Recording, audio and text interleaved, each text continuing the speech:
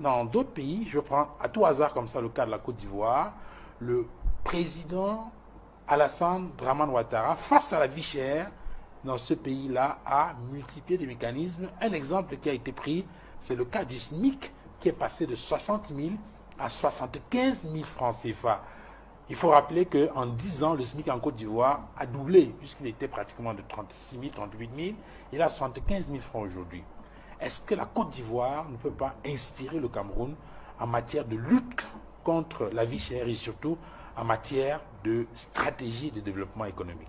Mais on dit que la Côte d'Ivoire a réalisé l'économie 35 milliards de dollars en 10 ans. Alors que l'économie camerounaise réalise 38 milliards de dollars en 40 ans. C'est bien sûr l'art magistral de gouverner les hommes, de gouverner les institutions, de changer un pays visiblement, de rendre un pays nouveau. Art qui est incarné par le président de la République, Alassane Ouattara, technocrate internationalement reconnu, longtemps avant même que son pays ne le célèbre. Conseiller de nombreux États du monde, y compris des plus grandes puissances, qui aujourd'hui viennent chercher les secrets de la croissance en Côte d'Ivoire.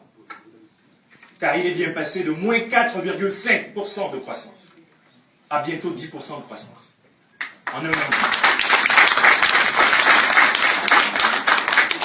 On a beau dire, l'espace charnel, matériel de la Côte d'Ivoire parle pour l'art architectural du président Ouattara.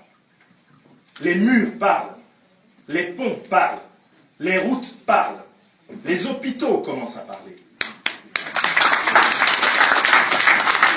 L'université est en train de se redresser. Ça fait partie également de tout un symbole de mon objectif de construire un pays moderne où les infrastructures sont de qualité. Que nous avons cette volonté. Moi, je pense que nous sommes sur la bonne voie et je continuerai de construire des ponts, de construire des routes, de construire des écoles, des centres de santé, ainsi de suite.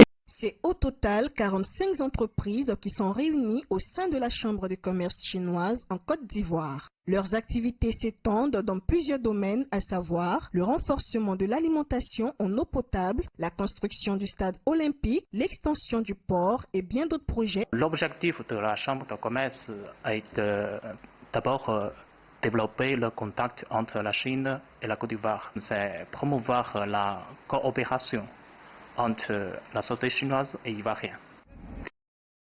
L'ambassadeur des États-Unis en Côte d'Ivoire, son Excellence M. Richard Bell. Il y a plusieurs entreprises américaines du secteur privé qui travaillent en Côte d'Ivoire depuis longtemps ou qui s'intéressent à venir s'installer ici parce que justement l'économie ivoirienne a fait des progrès impressionnants et plus ou moins constants depuis plus d'une décennie maintenant. L'Abidjan est de plus en plus un hub régional, un très bon endroit pour s'installer dans une perspective de couvrir toute la région, en partie parce que les infrastructures sont meilleures ici.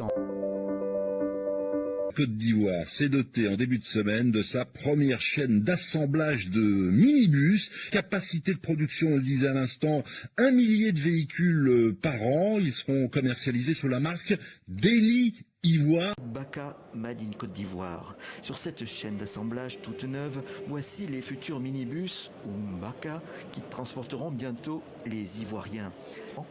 Alors que de nombreux pays africains peinent toujours à développer leur industrie manufacturière, le gouvernement s'est félicité de cette implantation.